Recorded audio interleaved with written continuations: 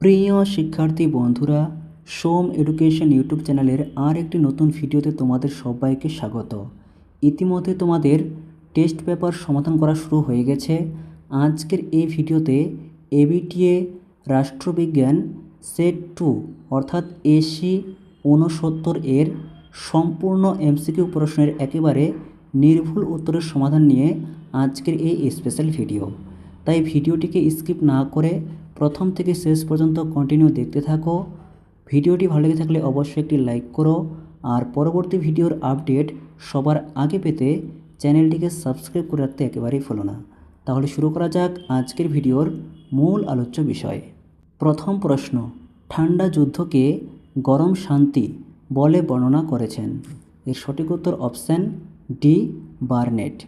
2, the cold war 1947 খ্রিস্টাব্দে গ্রন্থটি রচয়িতা হলেন? এর সঠিক উত্তর option C, Walter Lippmann. Walter Lippmann ছিলেন একজন মার্কিন সাংবাদিক, যিনি 1947 খ্রিস্টাব্দে দ্য কোল্ড ওয়ার গ্রন্থটি রচনা করেন।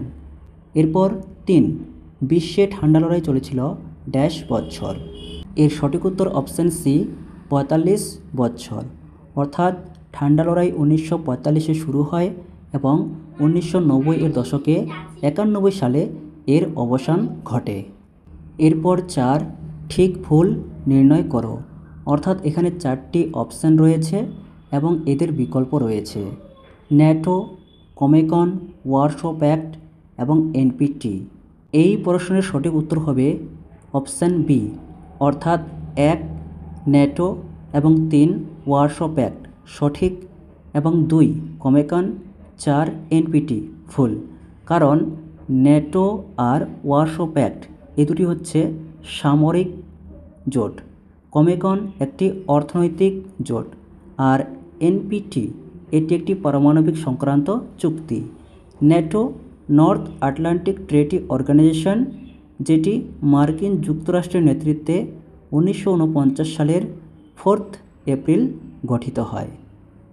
এবং ওয়ারশো প্যাক্ট এটি 1955 সালের 14 মে ইউএসএসআর এর উদ্যোগে গঠিত হয়।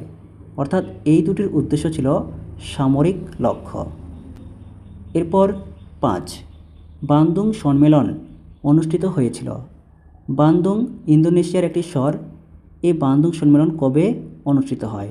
এর সঠিক উত্তর অপশান সি, 1955 খ্রিস্টাব্দের এপ্রিল মাসে। এরপর 6, এক মেরু বিশ্বের মূল দেশ হল? এর সঠিক উত্তর অপশান এ, আমেরিকা। 1945 থেকে 1991 সাল পর্যন্ত বিশ্বে 2টি মেরু ছিল, অর্থাৎ আমেরিকা এবং সোভিয়েত ইউনিয়ন। কিন্তু ঠান্ডা লড়াইয়ের অবসানের পর বিশ্বে এক মেরুর উদ্ভব হয় এবং সেটি আমেরিকা। কিন্তু বর্তমানে বিশ্বে দ্বিমেরু বা একমেরু কোনোটি নয়, বর্তমান বিশ্ব বহুমেরু। এরপর 7, ওয়ারশো প্যাক্ট সম্পাদিত হয়েছিল? এর সঠিক উত্তর অপশান সি, 1955 খ্রিস্টাব্দে 14 মে ইউএসএসআর এর উদ্যোগে, এবং এটি একটি সামরিক জোট। এরপর 4, স্তম্ভ মিলাতে হবে স্তম্ভ এ স্তম্ভ ভি। এই স্তম্ভের সঠিক উত্তর হবে অপশান ভি, অর্থাৎ 1 কমিনফ্রম গঠন সি, 1947 সালের সেপ্টেম্বর মাসে। 2, কমেকন গঠন এ, 1949 সালের জানুয়ারি মাসে। 3, সিয়েটো গঠন ডি, 1954 সালে। 4, এখানে বানান ভুল রয়েছে, এটি মেডো হবে MEDO, মেডো গঠন এটি বি, 1955 সালে। এরপর 9, সম্মিলিত জাতিপুঞ্জের উদ্দেশ্যসমূহের গঠন বাস্তব রূপায়ণের জন্য সনদে ঘোষিত নীতিগুলির সংখ্যা হল? এর সঠিক উত্তর অপশান সি, 60টি। এরপর 10, সম্মিলিত জাতিপুঞ্জের দ্বারা কবে শান্তির জন্য ঐক্য প্রস্তাব গৃহীত হয়? এর সঠিক উত্তর অপশান সি, 1950 সালে 3 নভেম্বর, এবং এটি সম্মিলিত জাতিপুঞ্জের সাধারণ সভায় গৃহীত হয়। এরপর 11, নিরাপত্তা পরিষদে ভিটো প্রদান করতে পারে? এর সঠিক উত্তর অপশান এ, স্থায়ী সদস্যরা।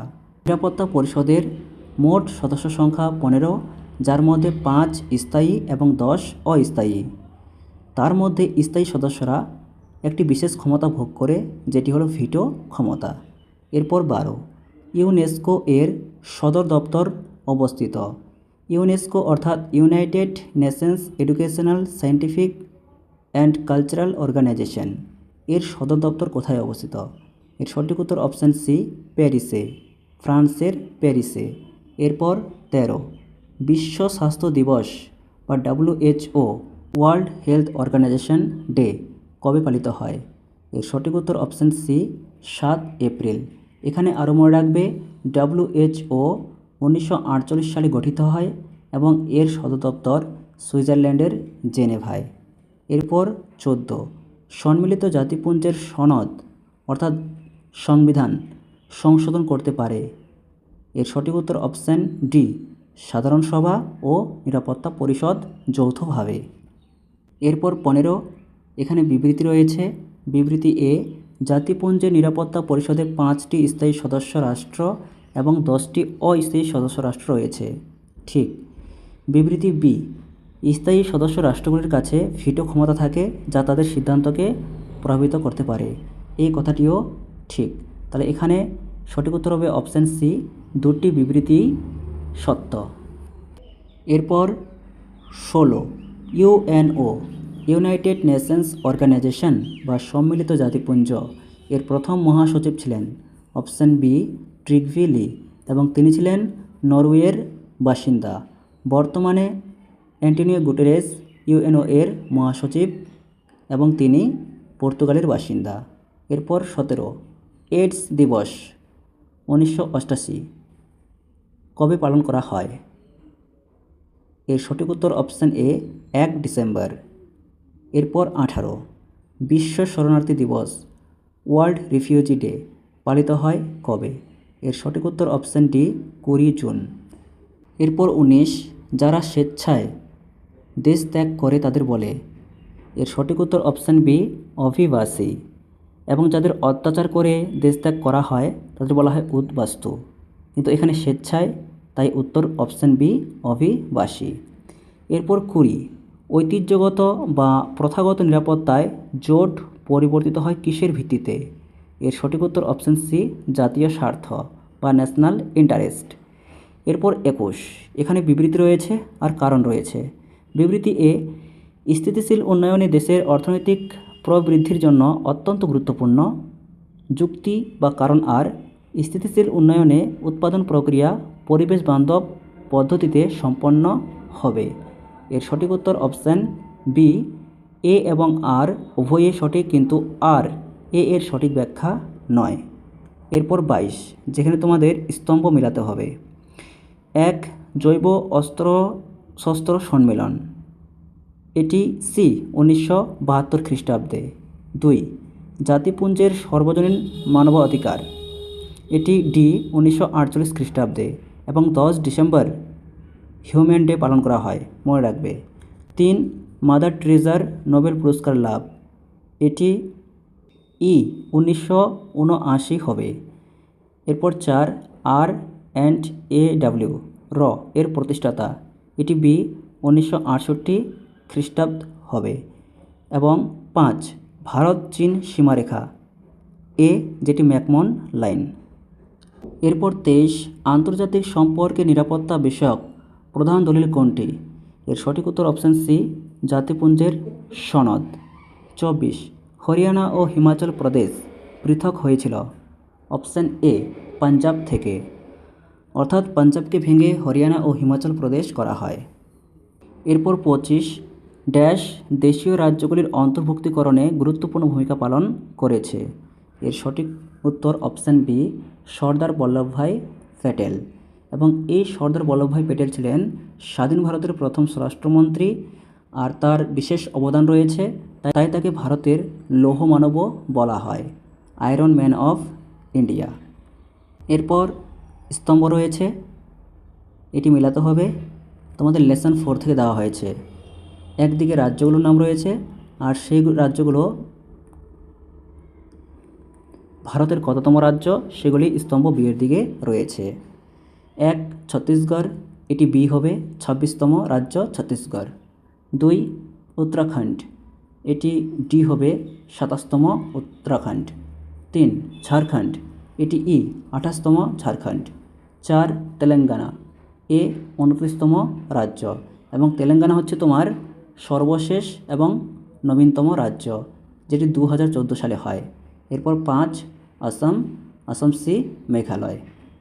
পরের প্রশ্ন 27 গোয়া, যেটি ভারতের সবথেকে ছোট রাজ্য গোয়া। এই গোয়া পূর্ণ রাজ্যের মর্যাদা লাভ করে কবে? এর সঠিক উত্তর অপশান সি 30 মে 1987। এরপর 28 যেখানে বিবৃতি ও যুক্তি রয়েছে। বিবৃতি এ হায়দ্রাবাদ রাজ্য 1938 সালে ভারতের সাথে একীভূত হয়, সঠিক। যুক্তি বি সর্দার প্যাটেল ভারতের দেশীয় রাজ্যগুলির একীকরণের জন্য দৃঢ় পদক্ষেপ গ্রহণ করেছিলেন, এটিও সঠিক। অর্থাৎ এই বিকল্পের সঠিক উত্তর অপশান এ এবং আর উভয়ই সঠিক, এবং আর এর সঠিক ব্যাখ্যা। এরপর 29 একটি জাতীয় দল, অপশানে 4টি দল রয়েছে, তার মধ্যে কোনটি একটি জাতীয় দল? এর সঠিক উত্তর অপশান ডি ভারতীয় জাতীয় কংগ্রেস, অর্থাৎ আইএনসি। মনে রাখবে বর্তমানে ভারতে জাতীয় দলের সংখ্যা 6টি। এআইডিএমকে, শিবসেনা, ডিএমকে এই প্রত্যেকটি আঞ্চলিক দল। বিশেষ করে ডিএমকে একটি ভাষাভিত্তিক আঞ্চলিক দল, খুবই গুরুত্বপূর্ণ। এরপর 30 এখানেও একটি স্তম্ভ রয়েছে। 1 ভারতের একটি আঞ্চলিক দল হল সি তেলুগু দেশম পার্টি। 2 ভারতীয় জনতা পার্টি বা বিজেপি প্রতিষ্ঠিত হয়, ডি 1980 সালে। 3 সিপিআইএম দলের শ্রমিক সংগঠনের নাম হল এ সিআইটিইউ, অর্থাৎ centre of Indian trade unions. এরপর 4 সিপিআই দলের শ্রমিক সংগঠনের নাম হল বিএআইটিইউসি, all India trade union congress. এরপর 31 বর্তমানে পশ্চিমবঙ্গের ক্ষমতাসীন দলটি হল। এই প্রশ্নের উত্তর তোমরা কমেন্টে লিখে জানাও, অর্থাৎ পশ্চিমবঙ্গে বর্তমানে কোন দলটি ক্ষমতায় রয়েছে। এরপর 32 দলহীন গণতন্ত্র অচল উক্তিটি করেছেন। এর সঠিক উত্তর অপশান সি মরিস জোন্স। 33 ভারতের সর্বশেষ লোকসভা নির্বাচন অনুষ্ঠিত হয়, যেটি অষ্টাদশ অর্থাৎ 18তম লোকসভা ছিল, সেটি লাস্ট কোন সালে হয়েছে? এর সঠিক উত্তর অপশান এ 2024 সালে। এরপর 34 শ্রীলঙ্কায় ভারত শান্তিবাহিনী পাঠায়, এর সঠিক উত্তর অপশান বি 1987 সালে, এবং সেই সময় ভারতের প্রধানমন্ত্রী ছিলেন রাজীব গান্ধী। তামিল সমস্যাকে কেন্দ্র করে ভারত শ্রীলঙ্কায় সাহায্য পাঠায়। এরপর 35 আমরা কোনো পক্ষ বা সামরিক জোটের অন্তর্ভুক্ত নই, আমরা কেবল একটি পক্ষেরই অন্তর্ভুক্ত, এবং তা হলো শান্তির পক্ষ, উক্তিটি করেন অপশান সি জওহরলাল নেহরু। এরপর 36 2024 সালে নেইবারহুড ফার্স্ট অর্থাৎ প্রতিবেশী প্রথম নীতি কোন ভারতীয় প্রধানমন্ত্রীর আমলে গ্রহণ করা হয়? এর সঠিক উত্তর অপশান ডি নরেন্দ্র মোদী। 37 গুজরাল তত্ত্ব হল ড্যাশ এর প্রাক্তন প্রধানমন্ত্রীর বিদেশ নীতি, অপশান এ ভারত, অর্থাৎ গুজরাল ভারতের প্রধানমন্ত্রী ছিলেন। এরপর 38 এখানেও একটি স্তম্ভ রয়েছে। 1 সিটিবিটি, এটি সি 10 সেপ্টেম্বর 1996। 2 পিটিবিটি, এটি ডি 5 আগস্ট 1963। এরপর 3 পোখরান 1, অপশান বি, এখানে টাইপিং মিস্টেক হয়েছে, 18 মে 1974 হবে, 78 না 74 হবে, পোখরান 1 1974 হবে। এরপর 4 পোখরান 2, এটি এ 11 থেকে 13 মে, এটি হবে 1998।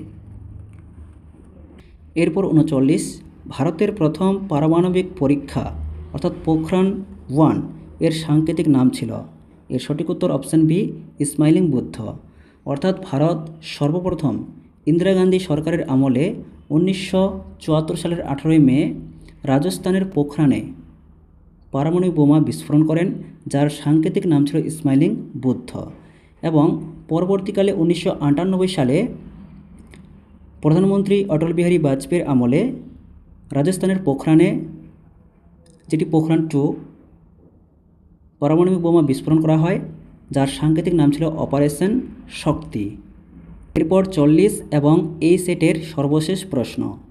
সার্কের অর্থাৎ SAARC, SAARC south Asian association for regional cooperation, এর সচিবালয় কোথায় অবস্থিত?